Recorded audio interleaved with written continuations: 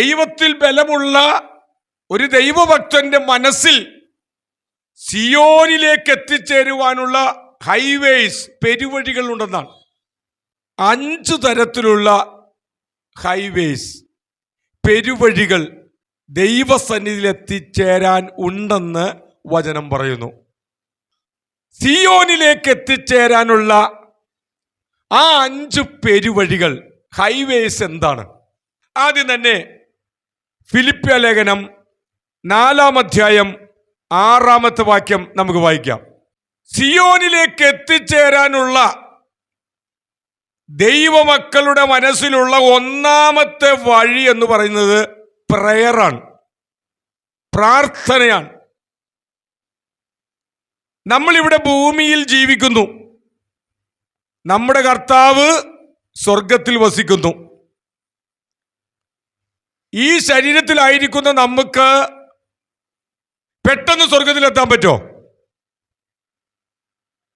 ഇല്ല. പക്ഷേ നമ്മുടെ മനസ്സിന്റെ വേഗത എന്ന് പറയുന്നത് ആത്മാവിന്റെ വേഗതയ്ക്ക് തുല്യമാണ്. ഒന്നുകൂടി പറഞ്ഞാൽ, നമ്മളെല്ലാവരും ഇപ്പോൾ അങ്കമാലി ജംഗ്ഷനിൽ ബസ് സ്റ്റോപ്പിൽ നിൽക്കുന്നു. എത്തിയോ? നമ്മളെല്ലാവരും എത്തിയില്ലേ? എല്ലാവരും ഇപ്പോൾ ഇവിടെ ബസ് സ്റ്റോപ്പിൽ നിൽപ്പുണ്ട്. പക്ഷെ നമ്മുടെ ശരീരം എത്തിയോ? നമ്മുടെ ശരീരം എത്തിയില്ല. പക്ഷെ നമ്മുടെ മനസ്സെത്തി. ചിന്തിച്ചപ്പോൾ തന്നെ നമ്മൾ അവിടെ എത്തി. പക്ഷെ ശരീരം എത്തിയില്ല. ഇതുപോലെ സ്വർഗത്തിൽ നമുക്ക് ചിന്തിക്കുമ്പോൾ തന്നെ എത്തിച്ചേരാൻ പറ്റും. എങ്ങനെ? നമ്മുടെ മനസ്സിലൂടെയുള്ള വഴിയിലൂടെ നമുക്ക് തത്സമയം ക്രിസ്തു വസിക്കുന്ന, ദൈവദൂതന്മാർ വസിക്കുന്ന, പിതാവ് വസിക്കുന്ന, സാറാഫുകൾ വസിക്കുന്ന ആ സ്വർഗാദി സ്വർഗത്തിൽ നാം ചിന്തിക്കുന്ന സമയത്ത് തന്നെ എത്തിച്ചേരാൻ പറ്റും. ഇപ്പോൾ നമ്മളെല്ലാവരും എവിടെയുണ്ട്? സ്വർഗത്തിലുണ്ട്. പിതാവായ ദൈവത്തിന്റെ വലതുഭാഗത്ത് ക്രിസ്തു ഇരിക്കുന്നു. ദൈവദൂതന്മാരുണ്ട്, സാറാഫുകളുണ്ട്. അതിമനോഹരമായ സ്വർഗം. എത്തിയോ? നമ്മളെല്ലാം എത്തിയില്ലേ? ശരീരം എത്തിയില്ല, പക്ഷെ നമ്മുടെ മനസ്സ് എത്തി. അപ്പോൾ നമ്മുടെ മനസ്സിലൂടെ ദൈവത്തിന്റെ സന്നിധിയിൽ എത്തിച്ചേരാനുള്ള 1-ാമത്തെ ഹൈവേ, 1-ാമത്തെ പെരുവഴി എന്ന് പറയുന്നത് പ്രാർത്ഥനയാണ്. നമ്മൾ ദൈവസന്നിധിയിൽ നമ്മൾ മാറിയിരുന്ന്, നമ്മുടെ മുറി അടച്ചിരുന്ന് വിഷയങ്ങൾക്ക് വേണ്ടി നമ്മൾ പ്രാർത്ഥിക്കുമ്പോൾ തത്സമയം നമ്മൾ എവിടെ എത്തി? ആ പ്രാർത്ഥനയാകുന്ന ഹൈവേയിലൂടെ ഞാനും നിങ്ങളും തത്സമയം ക്രിസ്തു സന്നിധിയിൽ സിയോനിൽ എത്തിച്ചേരുകയാണ്. ഇവിടെ ഫിലിപ്പിയ ലേഖനത്തിൽ പൗലോസ് ശ്ലീഹ പറഞ്ഞു, ഒന്നിനെക്കുറിച്ചും വിചാരപ്പെടരുത്. പ്രാർത്ഥിക്കുന്ന ആൾക്ക്, ആ പെരുവഴിയിലൂടെ, ആ ഹൈവേയിലൂടെ സഞ്ചരിക്കുന്ന ഒരാൾക്ക് പ്രാർത്ഥനയുമായി മുന്നോട്ട് പോകുമ്പോൾ ഉണ്ടായിരിക്കേണ്ട വിഷയമാണ് ഒന്നിനെക്കുറിച്ചും വിചാരപ്പെടരുത്. നമുക്ക് വിചാരമുള്ളൂ, നാളെ എന്ത് ചെയ്യും, അത് എന്ത് ചെയ്യും, ഇത് എന്ത് ചെയ്യും, ഇങ്ങനെയുള്ള മൊത്തം വിചാരങ്ങളാണ്. നമ്മൾ വിചാരപ്പെടുന്നത് കൊണ്ട് നമ്മുടെ നീളം കൂട്ടാനും കുറയ്ക്കാനും പറ്റുമോ? നമ്മുടെ നിറം കൂട്ടാനും കുറയ്ക്കാനും പറ്റുമോ? നമ്മുടെ ആയുസ് കൂട്ടാനും കുറയ്ക്കാനും പറ്റുമോ? പറ്റില്ല. പിന്നെ എന്തിനാണ് വിചാരപ്പെടുന്നത്? വിചാരങ്ങൾ ഉപേക്ഷിക്കുക. ഒന്നിനെക്കുറിച്ചും വിചാരപ്പെടരുത്. മറിച്ച് എന്ത് ചെയ്യണം? എല്ലാറ്റിലും പ്രാർത്ഥനയാലും അപേക്ഷയാലും നിങ്ങളുടെ ആവശ്യങ്ങൾ. പ്രാർത്ഥനയിൽ എന്താണ് പറയേണ്ടത്? നമ്മുടെ ആവശ്യങ്ങളാണ് പറയേണ്ടത്. അനാവശ്യമായ ഒരു കാര്യങ്ങൾ പറയരുത്. 1000 രൂപയുടെ ആവശ്യമുണ്ടെങ്കിൽ 1500 രൂപയുടെ കാര്യത്തിന് വേണ്ടി പ്രാർത്ഥിക്കരുത്. അത് അനാവശ്യമാണ്. ആവശ്യങ്ങൾക്ക് വേണ്ടി പ്രാർത്ഥിക്കുക. ഓരോരുത്തർക്കും ആവശ്യങ്ങളിൽ വ്യത്യാസമുണ്ട്. ആവശ്യങ്ങൾ പറഞ്ഞ് പ്രാർത്ഥിക്കുക. അങ്ങനെ പ്രാർത്ഥിക്കുമ്പോൾ എന്ത് കിട്ടും? എന്നാൽ സകല ബുദ്ധിയെയും കവിയുന്ന ദൈവ സമാധാനം നിങ്ങളുടെ ഹൃദയങ്ങളെയും നിലവുകളെയും ക്രിസ്തുയേശുവിൽ കാക്കും. അപ്പൊ പ്രാർത്ഥിച്ചു കഴിഞ്ഞാൽ നമുക്ക് എന്ത് കിട്ടും? നമ്മുടെ ഹൃദയത്തിൽ ഒരു ദൈവ സമാധാനം കിട്ടും. ദൈവ സമാധാനം കിട്ടുന്നത് വരെ പ്രാർത്ഥിക്കണം. നമ്മളൊരു ട്രാഫിക് ബ്ലോക്കിൽ കിടക്കുകയാണ്. റെഡ് ലൈറ്റ് കത്തിയിട്ടുണ്ട്. നമ്മൾ വണ്ടി സ്റ്റാർട്ടാക്കി മുന്നോട്ട് പോയാൽ എന്ത് സംഭവിക്കും? എതിരെ വരുന്ന വാഹനം നമ്മുടെ വാഹനത്തെ ഇടിച്ച് തകർക്കും. വലിയ അപകടങ്ങൾ ഉണ്ടാകും. നമുക്ക് എപ്പോൾ പോകാം? പച്ച ലൈറ്റ്, ഗ്രീൻ ലൈറ്റ് തെളിയുമ്പോൾ പോയിക്കോ, ഒരു കുഴപ്പമില്ല. ഈ ഗ്രീൻ ലൈറ്റ് ആണെന്ന് സകല ബുദ്ധിയും കവിയുന്ന ദൈവ സമാധാനം. പ്രാർത്ഥിക്കുന്ന വിഷയങ്ങളിൽ ദൈവം നമുക്ക് മറുപടി തന്നു എന്നുള്ള ഒരടയാളമാണെന്ന് ആ പ്രാർത്ഥിക്കുന്ന ആ വിഷയങ്ങളെല്ലാം നമ്മൾ ആത്മാർത്ഥമായി പ്രാർത്ഥിച്ചു കഴിയുമ്പോൾ നമ്മുടെ ഉള്ളിലൊരു സമാധാനം വന്ന് നിറഞ്ഞാൽ പിന്നെ ആ വിഷയത്തിന് വേണ്ടി പ്രാർത്ഥിക്കണ്ട. മറുപടി തന്നു കഴിഞ്ഞു, ഗ്രീൻ ലൈറ്റ് കിട്ടി, ഇനി മുന്നോട്ട് പോകാം. ഇങ്ങനെ നമ്മുടെ മനസ്സിൽ പ്രാർത്ഥന എന്ന ഹൈവേയിലൂടെ ഏതു മനുഷ്യനും എവിടെ എത്തിച്ചേരാം? സിയോനിൽ ദൈവസന്നിധിയിൽ എത്തിച്ചേരുവാൻ കഴിയും. പ്രാർത്ഥിക്കുന്ന സമയം നമ്മൾ എവിടെയാണ്? ദൈവത്തിൻ്റെ അടുത്താണ്. ശരിയല്ലേ? സ്വർഗവും നമ്മളും ഒന്നായി തീരുന്ന നിമിഷങ്ങളാണ് പ്രാർത്ഥന. പ്രാർത്ഥിക്കുന്നവർക്ക് അതറിയാം. സ്വർഗം നമ്മുടെ തൊട്ടടുത്ത്, സ്വർഗത്തിൽ നമ്മൾ ഇരിക്കുന്ന ഒരവസ്ഥയാണ് നമുക്ക് ഫീൽ ചെയ്യുന്നത്. ഇതാണ് സ്വർഗത്തിൽ എത്തിച്ചേരാനുള്ള, സിയോനിലേക്ക് എത്തിച്ചേരാനുള്ള ഒന്നാമത്തെ വഴി. ഈ ഭൂമിയിലായിരിക്കുന്ന നമുക്ക് അവിടെ എത്തിച്ചേരുവാനുള്ള ഒന്നാമത്തെ ഹൈവേ എന്ന് പറയുന്നത് പ്രയറാണ്, പ്രാർത്ഥനയാണ്. അതുകൊണ്ട് പ്രാർത്ഥിക്കുന്ന കാര്യത്തിൽ മടി കാണിക്കരുത്.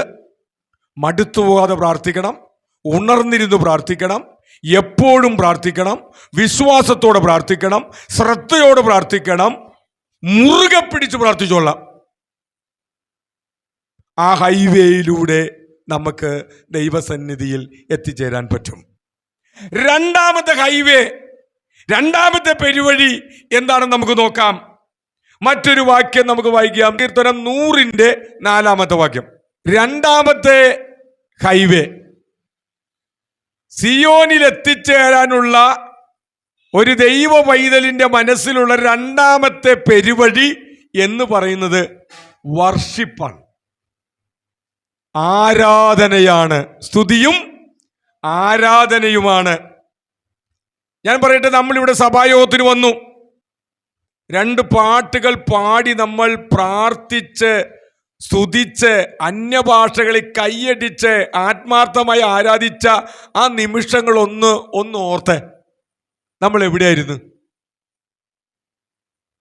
നന്നായി കൈയടിച്ച് പാട്ട് പാടി സ്തോത്രം പറഞ്ഞ് കണ്ണടച്ച് നമ്മൾ ആരാധിച്ചപ്പോൾ നമ്മൾ എവിടെയായിരുന്നു? നമ്മൾ ഭൂമിയിലായിരുന്നോ? ആ നിമിഷങ്ങളെല്ലാം, ആ ആരാധനയുടെ നിമിഷങ്ങളിൽ, സമയങ്ങളിൽ സഭ എവിടെയായിരുന്നു? സിയോനിൽ എത്തിച്ചേർന്നു, ദൈവസന്നിധിയിൽ എത്തിച്ചേർന്നു, ദൈവസന്നിധാനത്തിലായിരുന്നു, നമ്മൾ സ്വർഗത്തിലായിരുന്നു. അപ്പൊ സ്വർഗത്തിൽ യേശുവിന്റെ സന്നിധിയിൽ സിയോനിൽ എത്തിച്ചേരാനുള്ള രണ്ടാമത്തെ പെരുവഴിയാണ് സ്തുതിയും ആരാധനയും. അതുകൊണ്ട് ആരാധിക്കുന്ന കാര്യത്തിൽ, സ്തുതിക്കുന്ന കാര്യത്തിൽ ദൈവമക്കളെ നമുക്ക് ഒരു പിശുക്കുണ്ടാവാൻ പാടില്ല. എവിടെയും നമ്മൾ ആരാധിച്ചോളാം, എവിടെയും നമ്മൾ ദൈവത്തെ സ്തുതിച്ചോളാം. ഇന്ന് ദൈവത്തെ സ്തുതിക്കുന്ന കാര്യത്തിൽ, ആരാധിക്കുന്ന കാര്യത്തിൽ, വർഷിപ്പ് ചെയ്യുന്ന കാര്യത്തിൽ പലർക്കും ഭയങ്കര മടിയാണ്. ഒരു പാട്ടുകൂടി പാടി ആരാധിക്കാം എന്ന് പറഞ്ഞാൽ ഉടനെ മടിയാണ്. മടിക്കരുത്. ദൈവസന്നിധിയിൽ ആരാധിക്കാൻ കിട്ടുന്ന സമയങ്ങളൊന്നും നമ്മൾ നഷ്ടപ്പെടുത്താൻ പാടില്ല.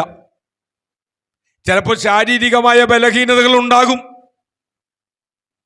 പല തടസ്സങ്ങളൊക്കെ നമുക്കുണ്ടാകും.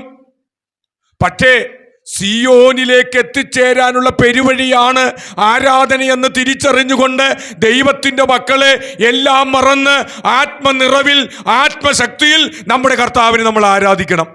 അപ്പൊ സിയോനിലേക്ക് ചെല്ലുമ്പോൾ വാതിലുണ്ട്. അവന്റെ വാതിലുകളിൽ സ്തോത്രത്തോടും കൂടെ, മിണ്ടാതെ അങ്ങ് ചെല്ലാനല്ല പറയുന്നത്, സ്തോത്രത്തോടും കൂടെ അവന്റെ പ്രാകാരം സ്തുതിയോടും കൂടെ വരുവിൻ. അവനെ സ്തോത്രം ചെയ്ത് അവന്റെ നാമത്തെ വാഴ്ത്തുവിൻ എന്നാണ് സങ്കീർത്തനക്കാരൻ പറയുന്നത്.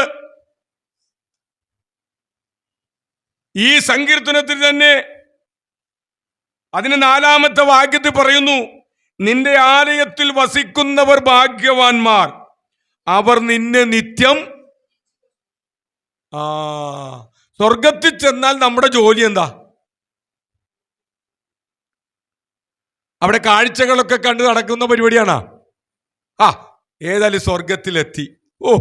എന്തു നല്ല സ്വർഗം!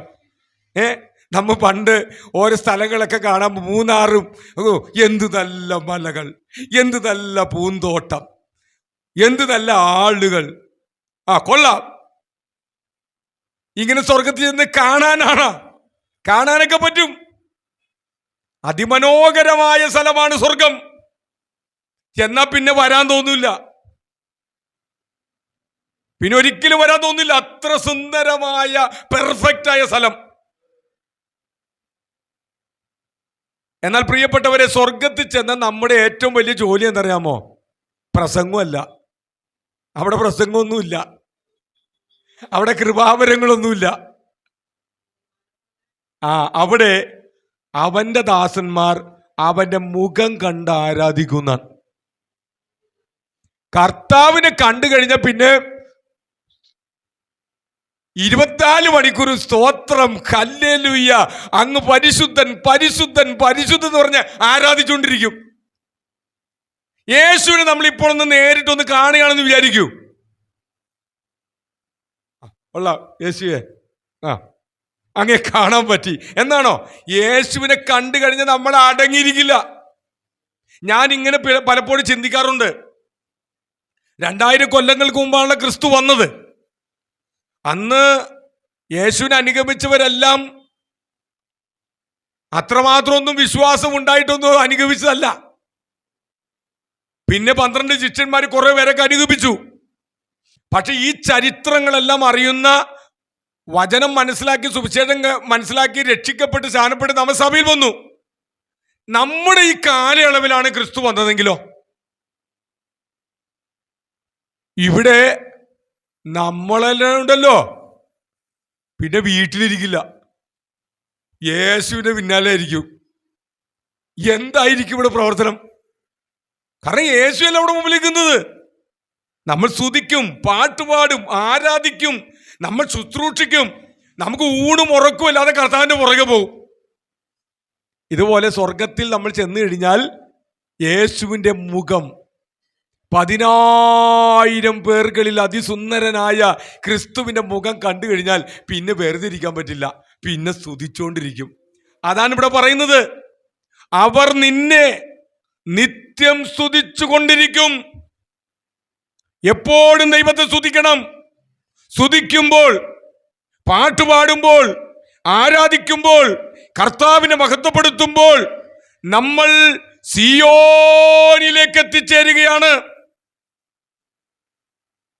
ആ പെരുവഴിയിലൂടെ നമ്മൾ കടക്കണം, ആ പെരുവഴിയിലൂടെ നമ്മൾ സഞ്ചരിക്കണം. അപ്പൊ ആരാധന വേണ്ടെന്ന് വെക്കാൻ പാടില്ല. ആരാധിച്ചോളാം, ആരുമില്ലെങ്കിലും ആരാധിച്ചോളാം. ഒറ്റക്കാണ് നമ്മൾ വീട്ടിലായിരിക്കുന്നെങ്കിൽ പാട്ടുപാടി ആരാധിച്ചോളാം. രാവിലെയും വൈകിട്ടും ആരാധിക്കണം. സമയം കിട്ടുമ്പോഴൊക്കെ പാട്ടുപാടി ആരാധിച്ചാൽ കഴിഞ്ഞോ? നല്ല കാര്യമാണ്. സിയോനിലേക്ക് എത്തുവാനുള്ള രണ്ടാമത്തെ ഹൈവേ ആണ് ആരാധന. മൂന്നാമത് എന്താണ് നമുക്ക് നോക്കാം. എബ്രായ ലേഖനം 11:6 നമുക്ക് വായിക്കാം. സിയോനിലേക്ക് എത്തിച്ചേരാനുള്ള മൂന്നാമത്തെ ഹൈവേ എന്ന് പറയുന്നത് വിശ്വാസമാണ്, ഫെയ്ത്താണ്. നാം ദൈവത്തെ കണ്ണും പൂട്ടി അങ്ങ് വിശ്വസിക്കുമ്പോൾ നമ്മൾ എവിടെ എത്തിച്ചേർന്നു? സിയോനിലെത്തി, യേശുവിനടുക്കലെത്തി, സ്വർഗത്തിലെത്തി.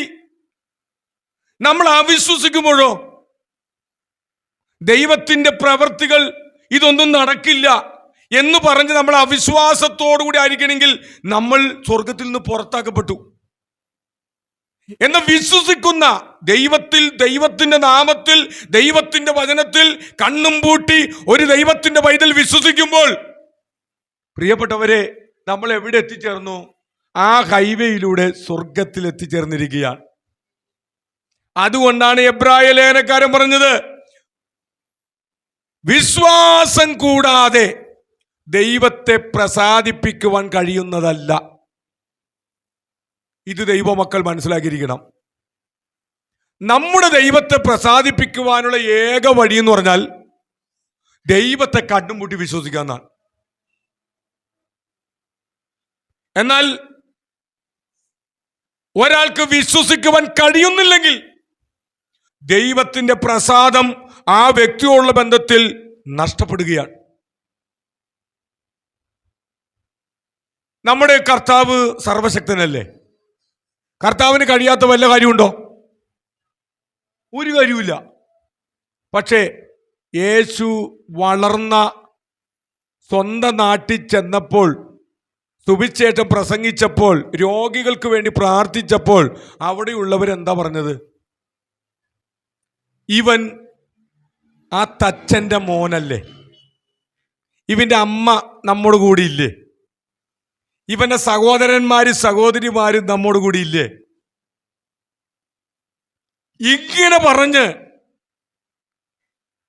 ആ ജനം യേശുവെങ്കിൽ ഇടറിപ്പോയി.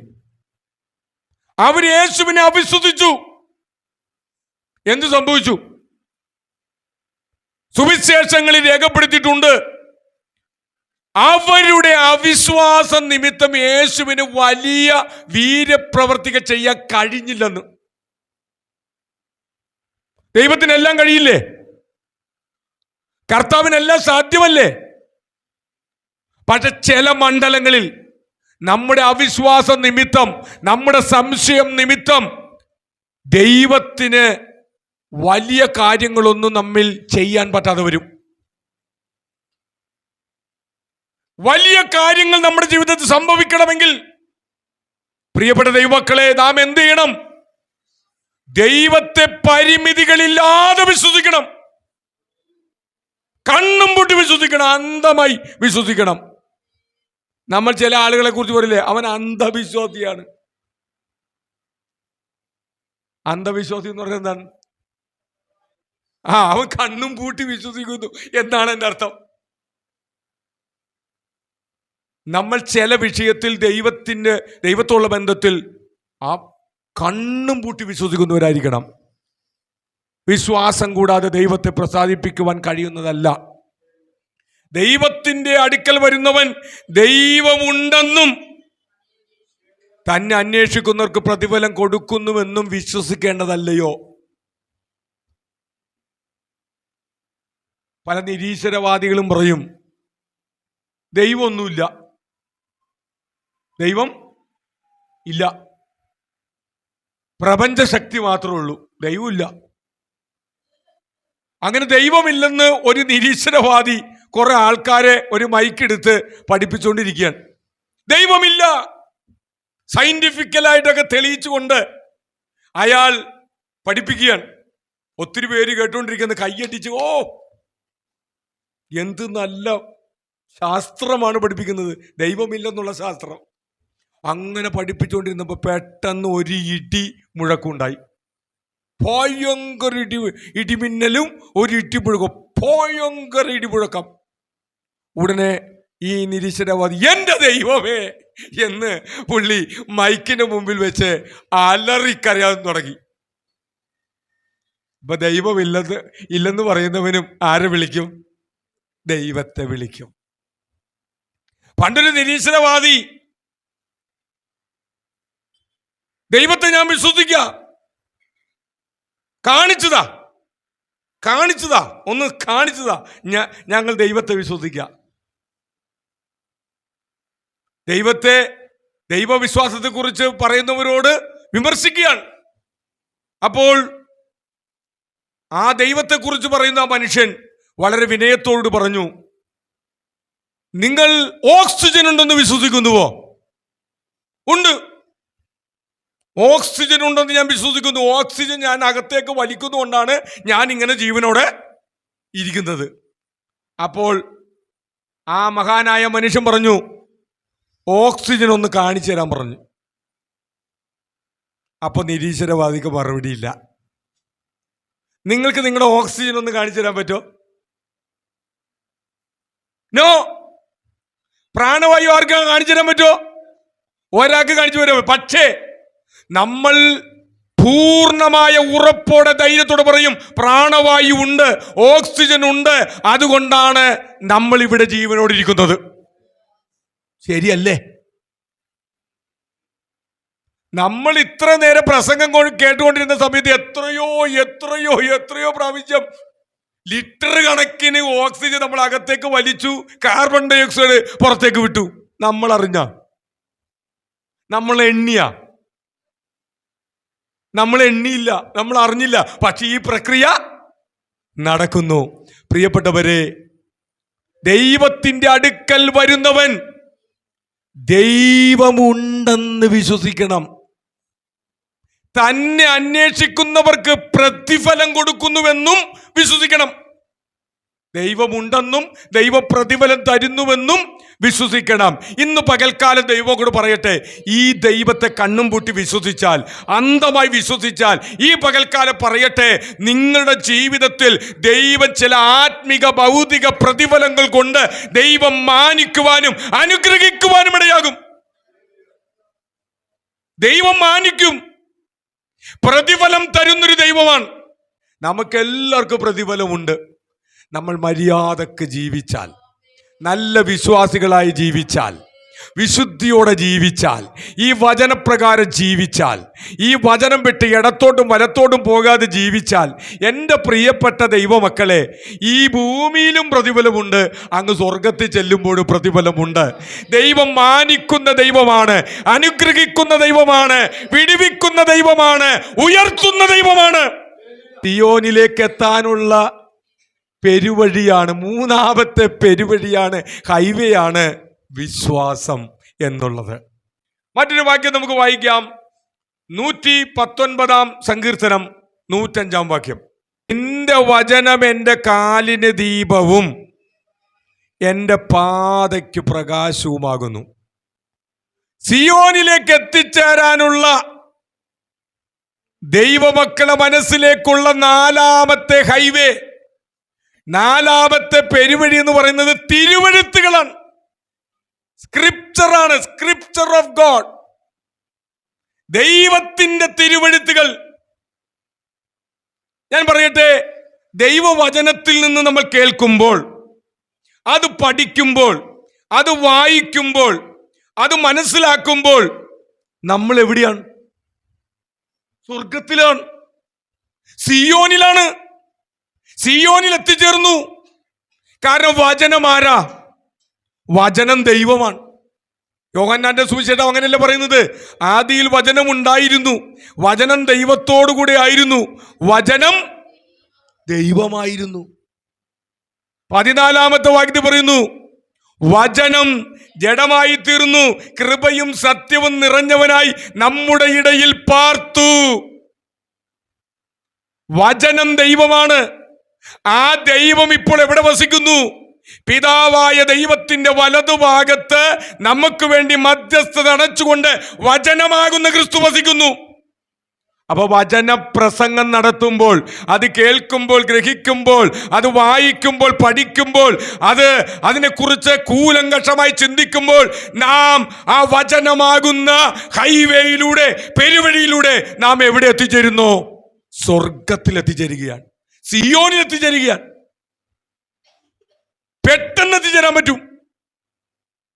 അതുകൊണ്ടാണ് സങ്കീർത്തനക്കാരൻ പറഞ്ഞത്, നിന്റെ വചനം, ദൈവത്തിൻ്റെ വചനം എൻ്റെ കാലിന് ദീപമാണ്, പാതയ്ക്ക് പ്രകാശമാണ്.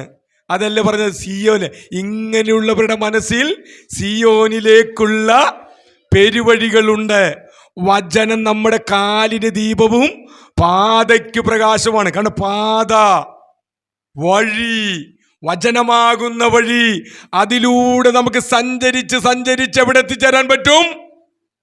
സിയോനിൽ എത്തിച്ചേരാൻ പറ്റും.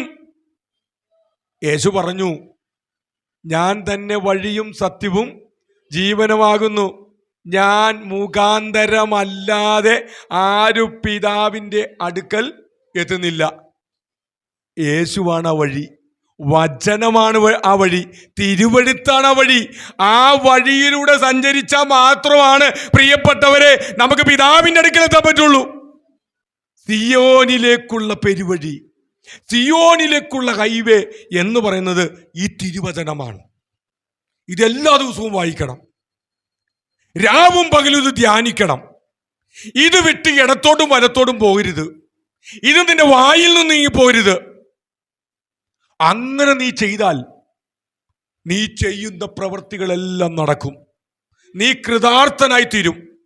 നിനക്ക് അഭിവൃദ്ധി ഉണ്ടാകും, നിനക്ക് പുരോഗതി ഉണ്ടാകും. എന്തുകൊണ്ടാണ് ഈ പെന്തിക്കോസിൽ വന്ന ദൈവമക്കൾക്ക് ആത്മീകമായിട്ട് മാത്രമല്ല ഭൗതികമായിട്ടൊരു പുരോഗതി വരുന്നതിന് കാരണം എന്നറിയാമോ? നട്ടപ്പോടെ ഒരു കൊട്ട, പറിച്ചപ്പോടെ ഒരു കൊട്ട എന്നാണ് ചിലര് വന്നാൽ അവർക്ക് ഒരു അഭിവൃദ്ധി ഉണ്ടാവില്ല. പക്ഷെ ബഹുഭൂരിപക്ഷം ദൈവമക്കൾക്കും ഒരു അഭിവൃദ്ധി ഉണ്ട്. അവരുടെ ആത്മിക വിഷയത്തിൽ ഒന്നാമത് അഭിവൃദ്ധി ഉണ്ടാവും, രണ്ട് ഭൗതിക വിഷയത്തിൽ നേട്ടങ്ങൾ ഉണ്ടാകും. ഞാൻ മനസ്സിലാക്കുന്നു, 10-26 വർഷം മുമ്പ് കർത്താവിൻ്റെ വേലക്കിറങ്ങിയപ്പോൾ ഞങ്ങൾക്കൊന്നുമില്ലായിരുന്നു. നല്ലൊരു കട്ടിലില്ലായിരുന്നു, അലമാരില്ലായിരുന്നു, മേശയില്ലായിരുന്നു, കസേരയില്ലായിരുന്നു, വസ്ത്രങ്ങളില്ലായിരുന്നു, വണ്ടിയില്ലായിരുന്നു, ഒരു 2 വീലർ പോലും ഞങ്ങൾക്കില്ലായിരുന്നു. പക്ഷെ കാലങ്ങൾ കടന്നപ്പോൾ, ഈ വചനത്തിൽ അടിയുറച്ച് നിന്നപ്പോൾ, വചനം വിട്ട് ഇടത്തോട്ടോ വലത്തോട്ടോ പോകാതെ കർത്താവിൻ്റെ ആ വഴിയിൽ നടക്കാൻ തുടങ്ങിയപ്പോൾ ദൈവം പല നന്മകളും തന്നു. ദൈവം തന്നത് മാത്രമാണ് ഞങ്ങൾക്കുള്ളത്. ദൈവത്തിന് മഹത്വം. സിയോനിലേക്ക് എത്തിച്ചേരാനുള്ള ഹൈവേ ആണ് ദൈവവചനം. ഇത് പഠിച്ചോ, ഇത് കേട്ടോ, ഇതനുസരിച്ച് ജീവിച്ചോ, അവിടെ ചെല്ല, യേശുവിൻ്റെ അടുക്ക് ചെല്ല, സിയോനി ചെല്ല. ഇതല്ലാതെ വേറൊരു വഴിയില്ല. ഒരു കാര്യം കൂടി പറഞ്ഞ് ഞാൻ അവസാനിപ്പിക്കുവാൻ ആഗ്രഹിക്കുന്നു. എബ്രായ ലേഖനം 10-ാം അധ്യായം 25-ാമത്തെ വാക്യം നമുക്കിപ്പോൾ വായിക്കാം. സിയോനിലേക്ക് എത്തിച്ചേരാനുള്ള ദൈവമക്കളുടെ മനസ്സിലുള്ള 5-ാമത്തെ ഹൈവേ, പെരുവഴി എന്ന് പറയുന്നത് ഫെല്ലോഷിപ്പാണ്, കൂട്ടായ്മ. നമ്മളിപ്പോൾ ഇവിടെ ചെയ്യുന്നത് എന്താണ്? കൂട്ടായ്മ അനുഭവിച്ചുകൊണ്ടിരിക്കുകയാണ്. പല വീടുകളിലായിരുന്ന നമ്മൾ ഒരു സ്ഥലത്ത് ദൈവത്തിന്റെ കൂട്ടായ്മ ആസ്വദിച്ചുകൊണ്ട് നമ്മൾ ഇവിടെ കഴിയുക. ഫെല്ലോഷിപ്പ് എന്ന വാക്കിന്റെ അർത്ഥം ഫെല്ലോഷിപ്പ്, ഷിപ്പ് എന്ന് പറഞ്ഞാൽ എന്താ? കപ്പൽ. ഒരു കപ്പലിൽ 2 പേർ ഒരുമിച്ചിരിക്കുക, അതാണ് ഫെല്ലോഷിപ്പ് എന്ന വാക്കിന്റെ അർത്ഥം.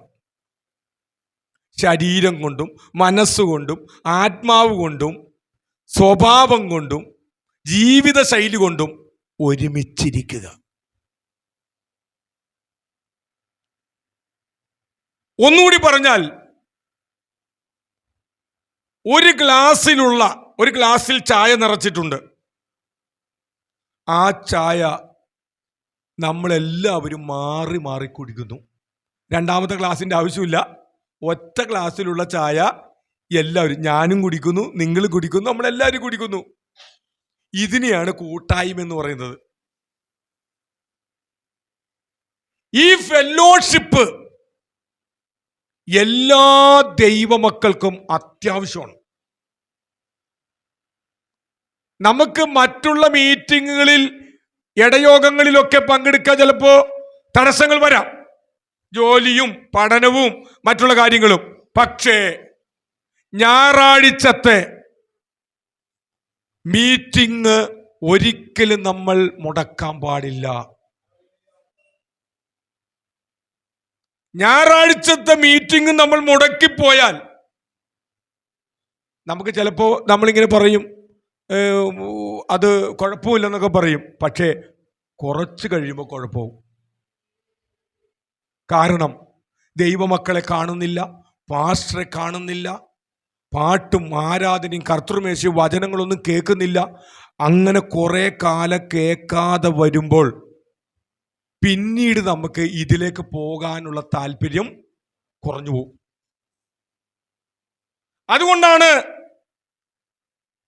ദൈവസഭയുടെ 7 അടിസ്ഥാന ഉപദേശങ്ങളിലെ ഒരു ഉപദേശമാണ് കൂട്ടായ്മ ആചരിക്കുക എന്നുള്ളത്.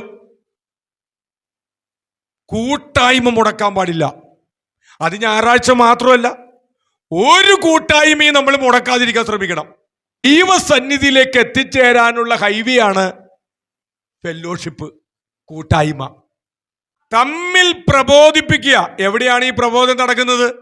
സഭയിലാണ്, കൂട്ടായ്മയിലാണ്. തമ്മിൽ പ്രബോധിപ്പിച്ചുകൊണ്ട് സ്നേഹത്തിലും സൽപ്രവൃത്തികൾക്കും ഉത്സാഹം വർദ്ധിപ്പിപ്പാൻ അന്യോന്യം സൂക്ഷിച്ചു കൊള്ളണം. അന്യോന്യം നമ്മൾ സൂക്ഷിക്കേണ്ട കാര്യമാണ് ഈ കൂട്ടായ്മ എന്ന് പറയുന്നത്. നാൾ സമീപിക്കും തോറും കണ്ടോ, യേശുവിൻ്റെ വരവടുത്തിരിക്കുന്നു. അതിൻ്റെ അലയൊലികളാണ് മിഡിൽ ഈസ്റ്റിൽ കണ്ടുകൊണ്ടിരിക്കുന്നത്. ഇസ്രയേലും ഇറാനും തമ്മിൽ യുദ്ധം. ഇപ്പോൾ ലേറ്റസ്റ്റ് ആയിട്ട് അറിയുന്ന കണക്ക് അമേരിക്കയും യുദ്ധത്തിൽ പങ്കുചേർന്നുവെന്നാണ്. അമേരിക്ക യുദ്ധത്തിൽ ഇടപെട്ടാൽ റഷ്യ ഇറാന്റെ ഒപ്പം നിൽക്കുമെന്നാണ് പറയുന്നത്. അങ്ങനെ വന്നാൽ ലോകമഹായുദ്ധമായി മാറും. ഇതെല്ലാം നിറവേറിയേ പറ്റൂ. അതുകൊണ്ട് നാൾ സമീപിച്ചുകൊണ്ടിരിക്കുകയാണ്. 2 തരത്തിൽ അതിന് വ്യാഖ്യാനിക്കാം. ഒന്ന്, നമ്മുടെ മരണത്തിന്റെ നാളുകൾ അടുത്തുകൊണ്ടിരിക്കുകയാണ്, സമീപിച്ചുകൊണ്ടിരിക്കുകയാണ്. നമ്മളെല്ലാം യഥാർത്ഥത്തിൽ മരണത്തിലേക്ക് പോയിക്കൊണ്ടിരിക്കുകയാണ്,